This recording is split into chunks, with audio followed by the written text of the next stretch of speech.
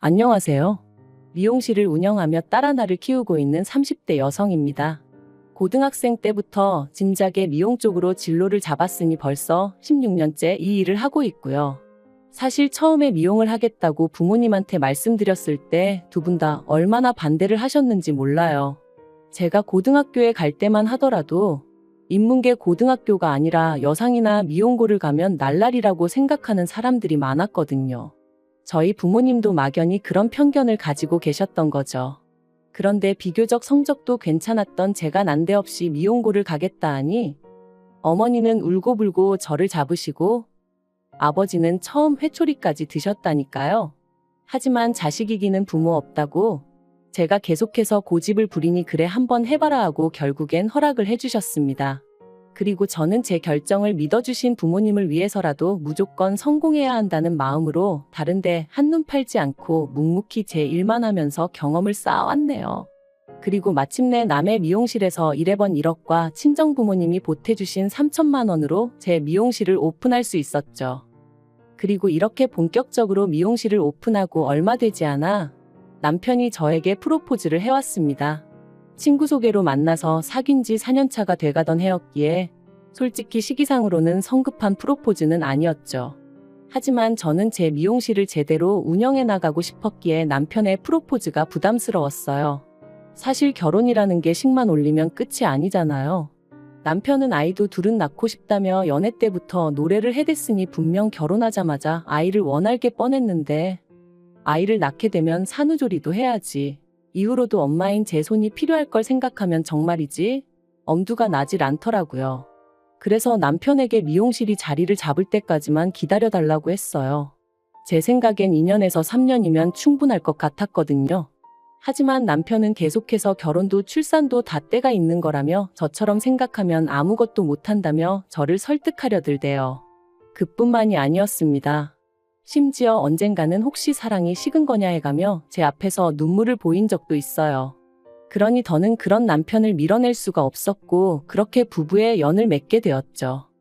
처음 몇 달간의 신혼생활은 정말 꿈만 같았어요. 비록 남편은 회사 일로 저는 미용실로 바쁜 하루하루를 보내긴 했지만 그래도 한 공간에서 같이 생활을 해나간다는 게 즐겁고 행복했거든요. 그리고 결혼한 지 1년 만에 조심한다고 했는데도 결국 임신을 했습니다.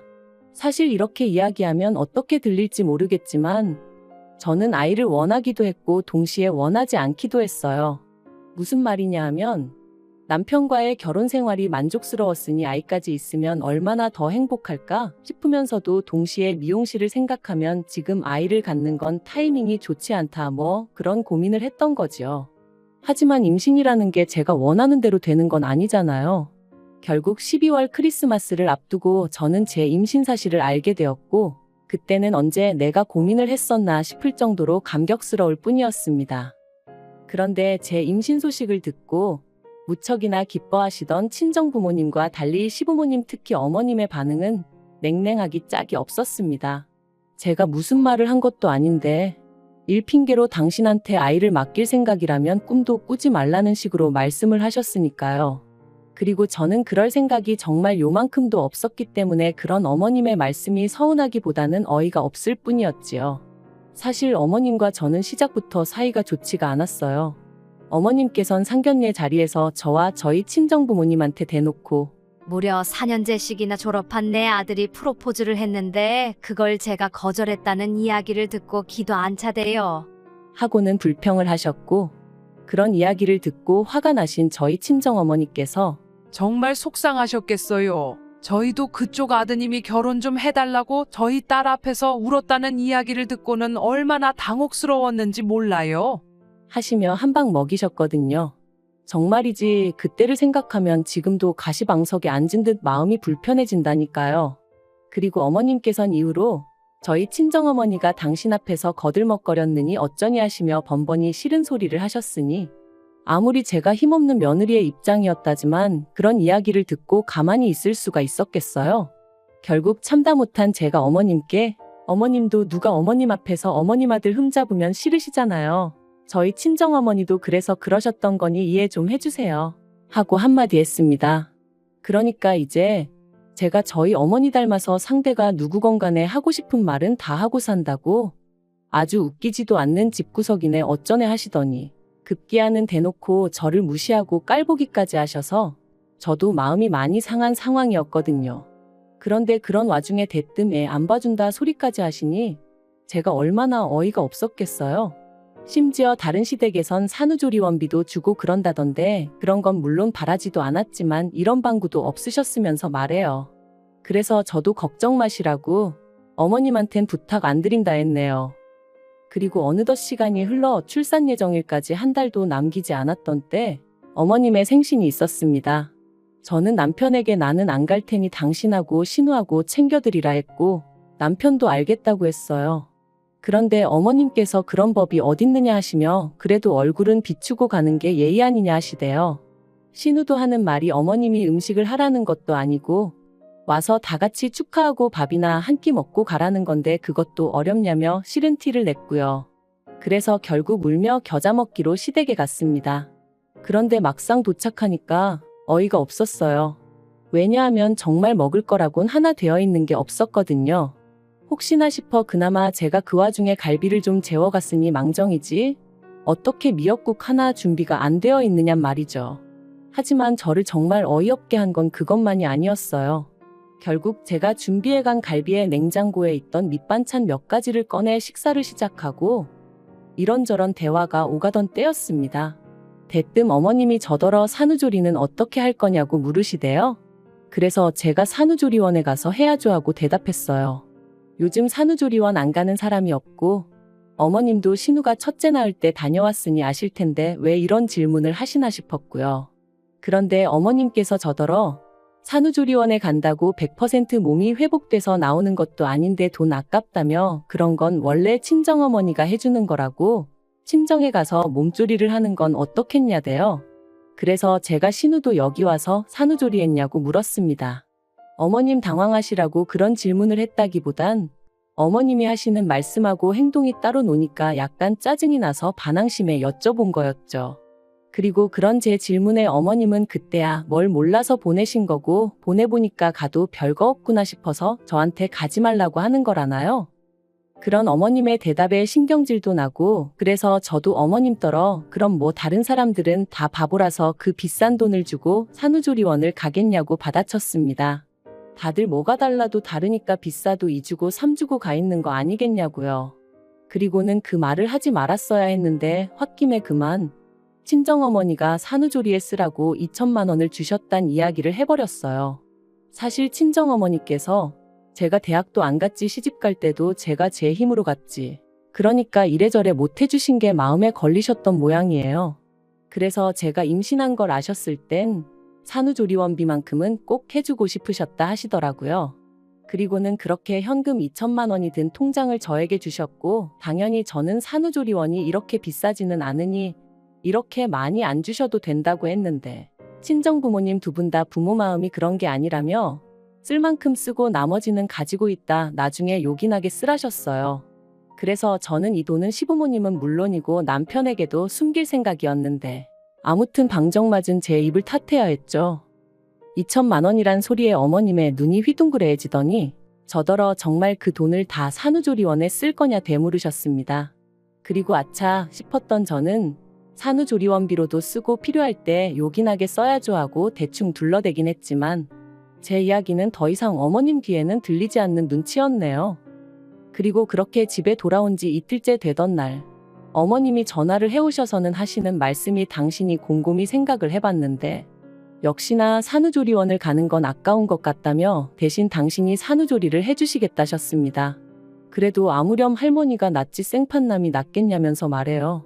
그리고 저는 그런 어머님의 말씀에 너무 당황한 나머지 돌려물을 생각도 못하고 갑자기 왜 그러시냐고 대놓고 물었어요.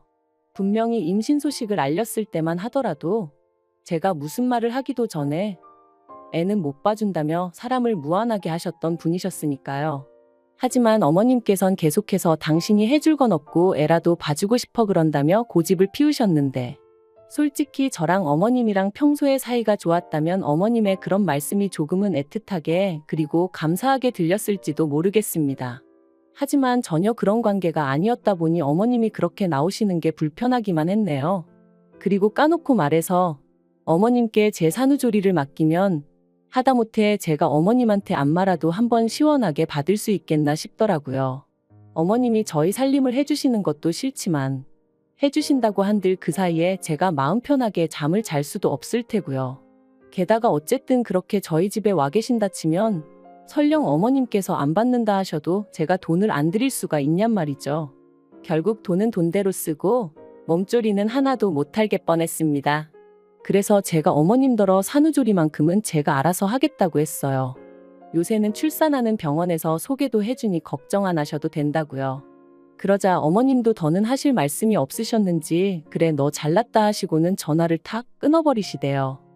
그 일이 있고 며칠 뒤 저는 출산을 했고 눈에 넣어도 아프지 않을 딸을 낳았습니다. 병원에 오신 어머님께서 기어이 산후조리원에 갈 거냐 하시는데 옆에 계시던 친정어머니께서 당연한 거 아니냐며 저 대신 대답을 해주셨어요. 그리고는 산후조리원에서 나오는 대로 친정으로 데려가서 2주 정도 더 데리고 있을 거라고 하시더라고요. 그러자 어머님께서 그러면 당신 아들이 한 달 가까이 혼자 있어야 되는데 그게 말이 되냐며 짜증을 내시대요. 물론 저희 친정어머니께서 다 큰 어른이 한 달 혼자 있는 게 뭐가 대수냐며 우리 딸애랑 결혼하기 전에도 혼자 살았다는데 별 걱정을 다 하신다고 어머님 입을 막아버리셨지만요. 그런데 어휴, 그 타이밍에 그렇게 일이 겹칠 줄 누가 알았겠어요? 산후조리원에서 퇴소하고 친정에 도착한 지 이틀째 되던 날이었습니다. 높아진 친정어머니 목소리에 잠에서 깼는데 누구랑 통화를 하고 계신 건지 어머니 표정이 좋지가 않았죠. 그리고 이내 어머니가 전화를 끊으신 걸 보고는 누군데 그러냐니까 저희 어머님이라면서 하시는 말씀이 어머님이 넘어지셨답니다. 어디 계단에서 발을 헛디디셨는지 아무튼 넘어지셔가지고 어깨를 다치셨다는 거예요. 그러면서 어머님이 아무래도 제가 와야 할 것 같다고 그러셨다나요? 당신 수발 들 사람이 마땅치 않다면서 말이죠. 그리고 친정어머니는 그런 어머님에게 지금 내 딸이 여기 놀러와 있냐고 생각이 왜 이렇게 짧으시냐고 화를 내셨던 거고요. 아무리 어머님이시라지만 어찌나 어이가 없던지. 하지만 한편으론 정말 안 가도 되나 싶대요. 그래서 친정어머니께 괜찮을까 하니까 저더러 네 몸은 네가 챙겨야 되는 거라며 여자가 산후조리를 잘못하면 평생 힘들다고 그쪽은 신경 쓸 것도 없다셨어요. 그리고 그 집에 자식이 없냐고 네 서방 있고 네 신우도 있는데 뭐가 문제냐 그러시는데 듣고 보니 정말 다 맞는 말인 거죠. 심지어 신우는 일을 하는 것도 아닌데 왜 피 한 방울 안 섞인 며느리를 찾으시는 건지. 아무튼 그래서 에라 모르겠다 생각하고 안 갔어요. 그리고 이후로 이 일로 인해 두고두고 어머님한테 술상 위 안주거리 마냥 씹히고 또 씹혔네요. 친척분들한테도 어찌나 제 욕을 해대셨는지 정말 결혼식 때나 한번 뵈었던 먼 친척분이 저더러 네 시애미한테 잘하라고 그러면 못 쓴다고 문자를 다 보내셨더라니까요.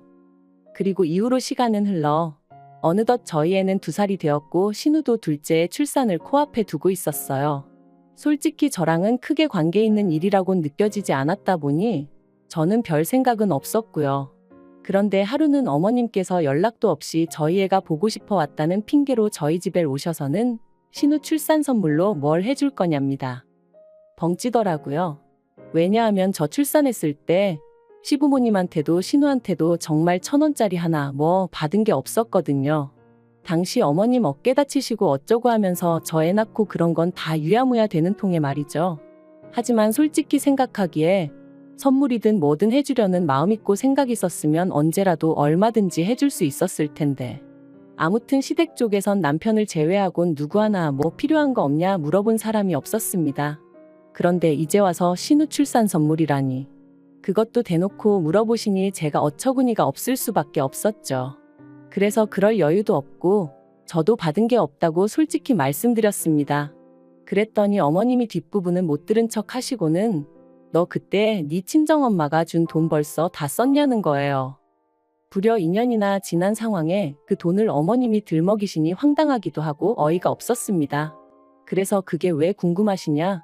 신우 출산하고는 상관없는 돈이라고 딱 잘라 선을 그었어요. 참고로 이 무렵에는 저도 어느 정도는 뻔뻔해졌다고 해야 할지 어머님이 터무니없는 말씀을 하실 때는 딱 거절할 수 있는 정도는 되었었네요. 아무튼 제가 그렇게 나가니 어머님이 저더러 너 참 인정머리 없다 하시고는 네 신우도 산후조리원에 가야 할 거 아니냐 그러셨습니다. 그런데 심해부가 실직하고 벌이도 없고 그쪽 시댁도 형편이 어렵다 하니 어쩌겠냐고. 우리가 좀 도와줘야지 하시는데. 그래서 어머님께 저 임신했을 때는 산후조리원 돈 아깝다며 산후조리원 가기 직전까지 사람을 못 가게 막으시더니 왜 지금은 또 이렇게 산후조리원에 목을 매시냐 했어요. 그리고는 아무튼 저는 신우 산후조리원비 대줄 능력도 없고 그럴 생각도 없으니 그런 말씀 하지 마시라 했죠. 그랬더니 미용실에 요새 손님도 바글바글하다면서 어쩌면 이렇게 매정하냐 하시며 급기야 화를 내시는 거예요. 그리고는 잔소리 말고 다음 주까지 일단 1,000만 원 만들어 오라고. 그러면 그걸로 제가 그동안 어머님한테 제대로 못 해드린 거 없던 일로 해주시겠다대요. 그리고 이 일로 저와 남편은 결국 부부싸움까지 하게 되었습니다. 어머님이 댁으로 돌아가신 이후로 분을 삭힐 수 없던 제가 남편에게 연락을 했거든요.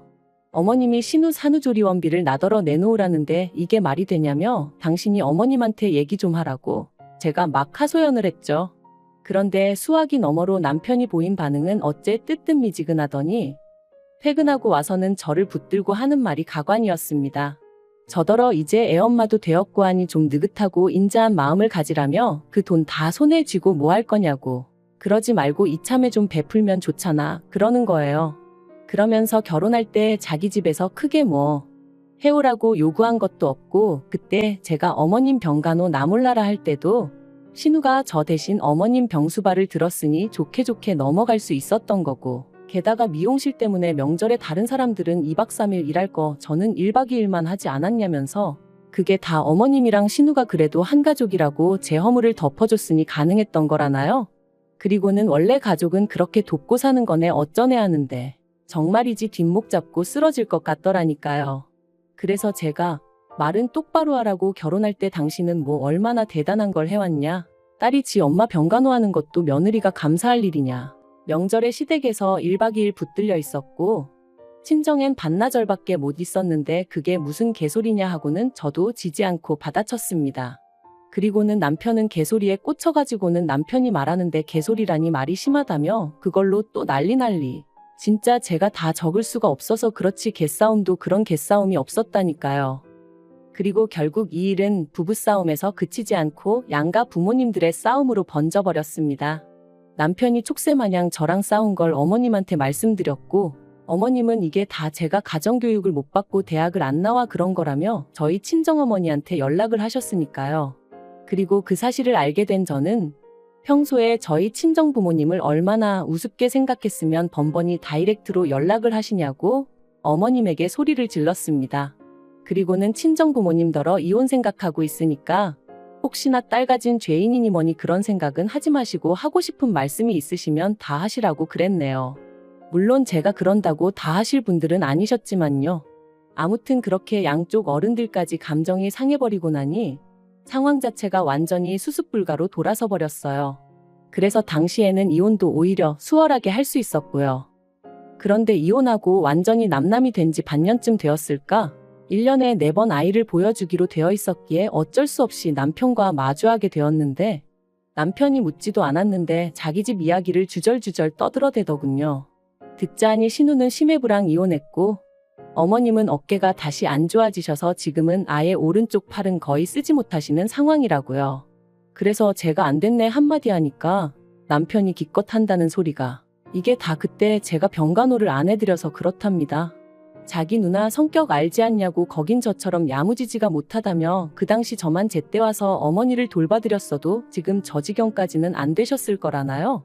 그리고는 자기한테 뭐 미안한 감정이 없냐 하더니 애를 생각해서라도 다시 합치면 안 되겠냐입니다.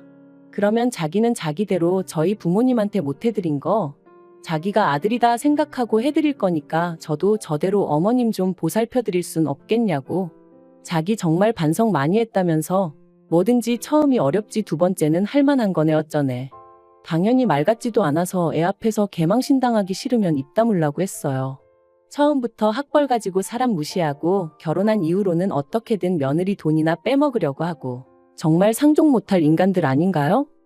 사실 친정 부모님이 여러 가지로 도움을 주고 계시곤 있지만 그래도 여자 혼자의 몸으로 돈 벌고 애도 키우고 하는 게 쉬운 일은 결코 아니에요.